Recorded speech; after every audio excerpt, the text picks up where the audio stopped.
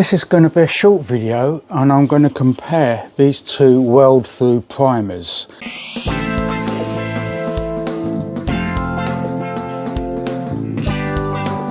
I'm Steve and welcome to my channel.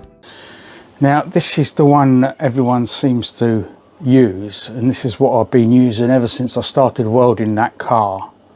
But I've never really been very happy with it, because when you've got it on clean metal like this and you scrape your nail on it, it does come off. Now I watch Dominic Chenier. Now he's the guy on the BBC programme called The Repair Shop, and he's the guy with the beard and he does all the metal work.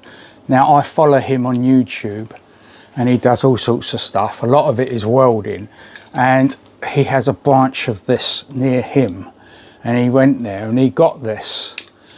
They do several different types of this.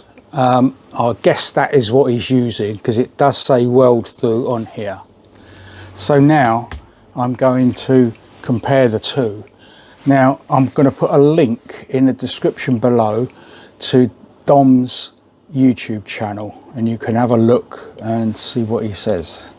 Now all I've done to the surface is just go over with this 80 grit sandpaper, and I degreased it with panel wipe, and I wrote on here so I know which way round it goes.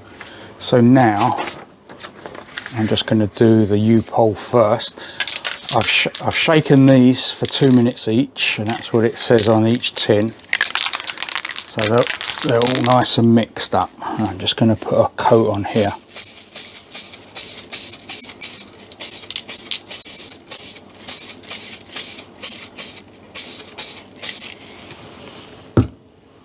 That's that. And then I'm going to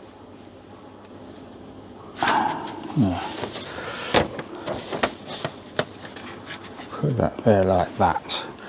Now this one has got a spray pattern on there, so you can turn it clockwise. Is it? It does actually say on here, oh, you turn it clockwise for the minimum and anti-clockwise for the maximum, so I'll have the maximum. You don't normally get this gadget on there, and it wasn't that expensive. I will look for the prices later.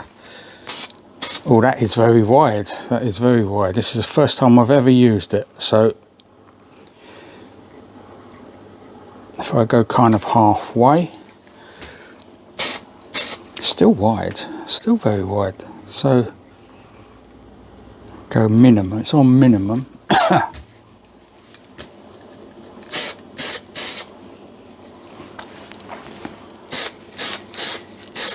Okay, that should be enough. Oh, there is a difference in there. This looks as though it's got more zinc in it than this one.